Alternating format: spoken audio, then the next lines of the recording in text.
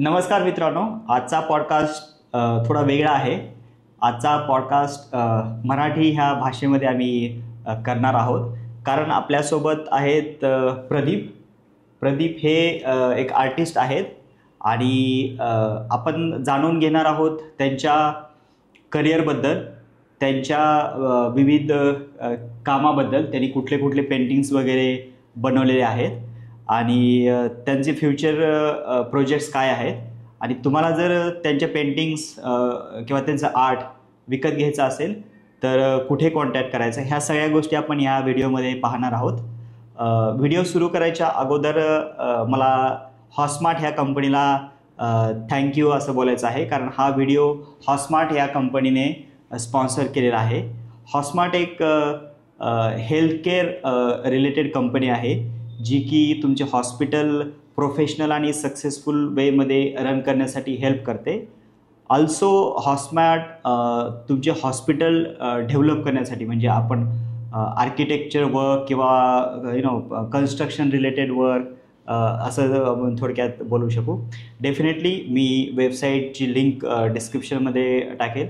Detail तुम्हाला तिथेच भेटतील सर्व. तर आपण व्हिडिओ सुरू करू प्रदीप सरांच्या इंट्रोडक्शनपासून. तर प्रदीप सर, तुमच्याबद्दल सांगा, तुमच्या काइंड ऑफ तुमचं इंट्रोडक्शन सांगा इन छोट्या ह्याच्यामध्ये. मी प्रदीप गुर्जर. लहानपणापासून मला ड्रॉइंगची तशी आवड होती शाळेत असल्यापासून.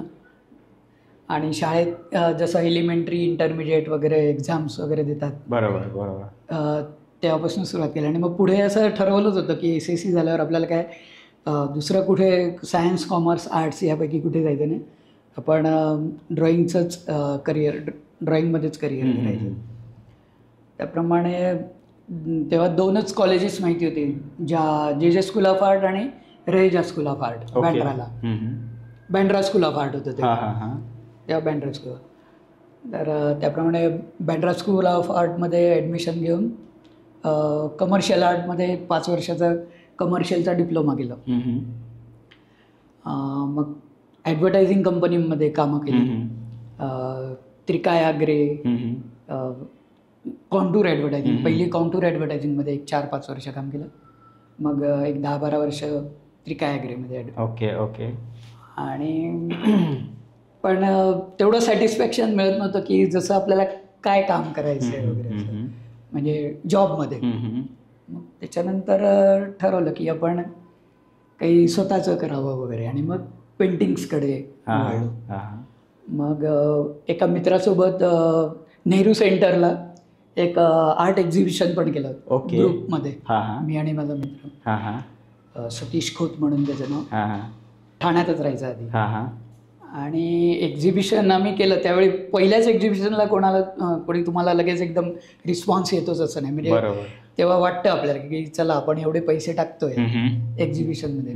आणि खरोखर असंच झालं की 7 दिवस एक्झिबिशन झालं, पण आम्हाला काही तिथे एकही कोणाचं ना माझं आणि त्या मित्राचं सेल झाला नाही. ओके. पण मी तर खूप म्हणायची तयारी केली की चला नाही केलं तरी चालेल पेंटिंग, पण 4 लोकांना आर्ट गॅलरी, म्हणजे नेहरू सेंटर रेप्युटेड आहे, आणि Jahangir art gallery, Nehru centre, आणखी अशाच 1-2-4 जरा माहितीतल्या, तर लोक येऊन बघतील वगैरे. आणि तर बरेच काही आर्टिस्ट, मोठे आर्टिस्ट, दत्तात्रय पाडेकर, नंतर रवी परांजपे वगैरे, या लोकांनी येऊन पण बघितली वगैरे पेंटिंग्स वगैरे.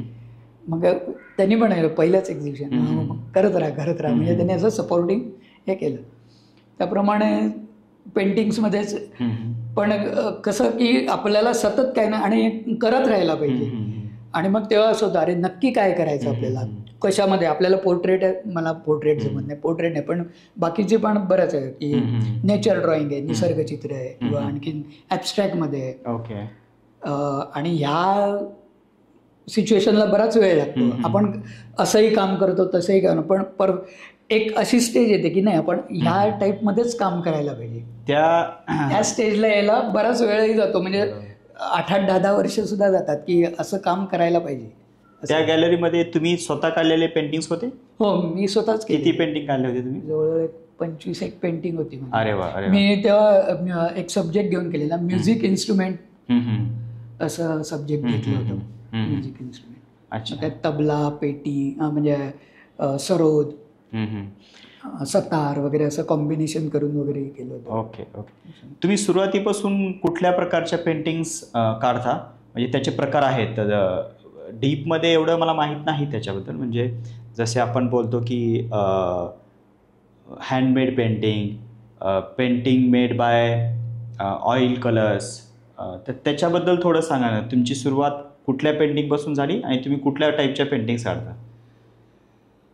सुरुवातीला मी आय मीन वॉटर कलरमध्ये पण काम करायचं. पहिल्यांदा असं मीडियम असं एकच असं पकडून नव्हतं ठेवलं की अमुकमध्येच मला काम करायचं. ओके.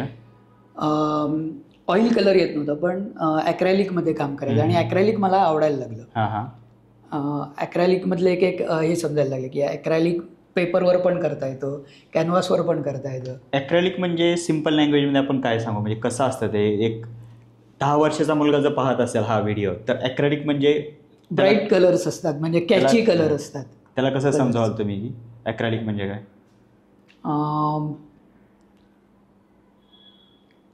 लहान मुलाला समजायचं, एक 10-15 वर्षाचा मुलगा म्हणजे, कारण पेंटिंग हा असा सब्जेक्ट आहे की 10 वर्षाचा मुलगा काय, 15 वर्षाचा काय आणि 25 वर्षाचा काय, त्याची आज सेम अंडरस्टँडिंग असते. ठीक आहे. तर एक सिम्पल, आता ॲक्रेलिक हा शब्द तुमच्यासाठी म्हणजे जुना आहे, पण नवीन जो आहे सामान्य माणूस त्याला म्हणजे माहीत नाही आहे. तर त्याचे डिफरंट कुठल्या कुठल्या पेंटिंग असतात किंवा कशा असतात हे थोडक्यात सांगा. ॲक्रेलिकमध्ये काम करताना पेंटिंग कुठल्याही टाईपचं करू शकतो, म्हणजे ॲबस्ट्रॅक्ट करा, पोर्ट्रेट करा, किंवा रिअलिस्टिकमधलं कुठलंही काम करा, लँडस्केप करा. ॲक्रेलिकमध्ये कुठलंही काम करू शकतो, असं लिमिटेशन नाही. पण ॲक्रेलिक कलर करायला थोडंसं फास्ट काम करायला लागतं. त्याचं कसं कलर मिक्सिंग आणि हे वगैरे तुम्ही केलं की ते पटापट, नाही तर त्याचं ते प्लॅस्टिकचं हे लेअर होतो, सुकलं की गेलं ते कलर.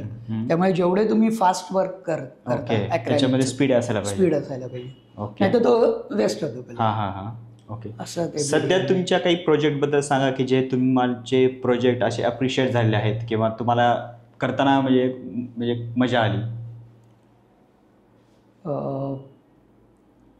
रिसेंटली मी आता करतोय म्हणजे त्याच्यात काम, पण त्यावेळी म्हणजे मी जेव्हा एक्झिबिशन केलं होतं त्यावेळी ऑन द स्पॉट असं एकही सेल झालं नव्हतं 7-8 दिवसात. पण नंतर एक एन्क्वायरी आली आणि त्यांचे खारला एक बाई आहेत, त्यांनी म्हणजे 5 पेंटिंग घेतली होती विकत. म्हणजे त्यांनी मला याच्यावर पाठवायला सांगितली की तुम्ही मला काही पेंटिंग तुमची याच्यावरती पाठवा आणि मी तुम्हाला घेऊन येईल. आणि मग तिने एक 5-6 पेंटिंग म्हणजे नंतर घेतली होती आणि तिचं स्वतःचा बंगलो आहे आणि ती वेगवेगळ्या आर्टिस्ट लोकांचे पेंटिंग्स ठेवते. ओके. आणि म्हणजे मग ती सेल करत असेल. तो एक तुमचा इन्स्पायरिंग पॉईंट होता, तिथून तुमची जर्नी सुरू झाली. ओके. आणि त्यात माझा एक मित्र आहे, त्याची मला राम कस्तुरे म्हणून, तो त्यांनी मला हेल्प केली. अरे वा. कारण तो स्वतः पेंटिंग करतो, तो ह्याच्यात कॅलिग्राफीमध्ये करतो, कॅलिग्राफी पेंटिंग, आणि त्याचा विषय तो वेदांवरती काम करतो. ऋग्वेद, यजुर्वेद, सामवेद, म्हणजे जे 4 वेद आहेत त्या वेदांचा त्यांनी अभ्यास केला. म्हणजे त्याचे आजोबा वगैरे स्वतः त्या ह्याच्यात होते आणि फार चांगलं काम करतो याच्यामध्ये. म्हणजे त्याची पेंटिंग्स कॅलिग्राफिक असतात सगळ्या. त्याच्यात ऋग्वेदामधल्या त्या ऋचा वगैरे लिहितात ना, ते लिहितो तो, पण ते पेंटिंग स्टाईलमध्ये दिसतं की असं मध्येच तो ऋ काढेल ऋग्वेद मधला किंवा यजुर्वेद मधला य काढेल असं. अच्छा, ते एक रिफ्लेक्शन दिसतं ते एकदम. आणि त्याचं पण फार मला हेल्प झाली त्यावेळी. आपण काही पेंटिंग पाहतो ज्या अशा म्हणजे त्याला हात लावल्यानंतर, टच केल्यानंतर अशा फील होतात. म्हणजे काही कलर असतो ते थोडा उठून असतात, ते असे फील होतात हातात. तर ते कुठल्या टाईपचे पेंटिंग असतात? तशा पेंटिंग तुम्ही करता का? तसं मी एकदा ट्राय केलं आहे, पण ॲक्रेलिकमध्ये किंवा ऑइलमध्ये सुद्धा करतात. ॲक्रेलिकमध्ये एक हे मिळतं, ग्लू म्हणतो त्याला, काही असं शब्द आहे, ते ठीक असतं. ते कलरमध्ये मिक्स केलं आणि मग कलर अप्लाय केला ना की थोडासा रेज येतो कलरला, म्हणजे एकदम फ्लॅट सरफेस नाही की त्याच्यात ते मिक्स करून तुम्ही त्याला कलरला जसं मग तुमचं काय टेक्निक आहे त्याच्यावर तुम्ही ते असा कलरला रेस देऊ शकता. Okay okay okay. कलर त्याच्यावर कलर होतो. हां, मग त्याच्यात कलर मिक्स करायचा, म्हणजे आपले जे ॲक्रेलिक जे बाकीचे कलर आहेत ते त्याच्यात ते मिक्स करायचे, पण ते जरा थिक होतं, म्हणजे त्याला थिकनेस येतो आणि मग तुम्ही अप्लाय केलं की मग ते कॅनव्हासवर असं रिलीफ येतं. मग ते याच्यात पण वापरू शकतात, ऑइलमध्ये पण. एक नॉर्मल हँडमेड पेंटिंग असतं तुमचं, त्याची लाईफ किती असते? किती दिवस टिकतात ते? म्हणजे घरात किती दिवस ठेवू शकतो मी थोडक्यात? डिपेंड्स, म्हणजे आता वॉटर कलरचं वगैरे असेल तर तरी देखील 10-20 वर्ष, 21 वर्ष तरी काही प्रॉब्लेम नाही. 10 वर्ष तरी आरामात कमीत कमी ठेवू शकतो, व्यवस्थित राहिलं जपल्यानंतर 10 वर्ष. पण वॉटर कलरचं वगैरे असेल तर त्याला ग्लास फ्रेमिंग करतात. ओके. आणि कॅनव्हासचं असेल तर त्याला ग्लास वगैरे लावायची काही गरज नाही. ओके. आणि कॅनव्हासवर म्हणजे ऑइल कलर असेल, ऑइल आणि ॲक्रेलिकचं ग्लास लावायची गरज नाही. Okay okay.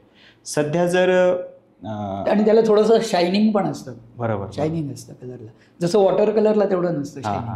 सर, आपण जेव्हा सुरुवातीला भेटलो तेव्हा तुम्ही यज्ञेश्वर.com याच्याबद्दल बोलत होतात, तर त्याच्याबद्दल तुम्ही सांगा ना थोडक्यात.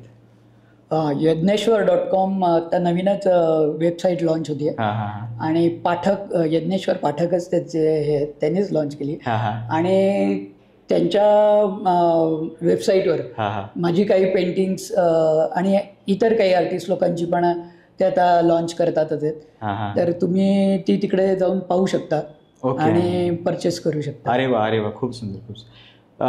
सर, धन्यवाद, तुम्ही आलात माझ्या पॉडकास्टमध्ये आणि तुमचा एक्सपिरियन्स शेअर केला. किंवा तुमचे पेंटिंग जर आम्हाला विकत घ्यायचे असतील तर आम्ही यज्ञेश्वर.com ला व्हिजिट करू आणि पाहू तुमचं वर्क. आल्याबद्दल सर धन्यवाद. आणि मे बी भविष्यामध्ये आणखीन बोलण्याची संधी मिळेल. चालेल. शेवटी मित्रांनो, मला थँक्यू बोलायचं आहे हॉसमार्टला. जसं आपण सुरुवातीला बोललो की हा व्हिडिओ स्पॉन्सर केला आहे हॉसमार्टने. थँक्यू. धन्यवाद.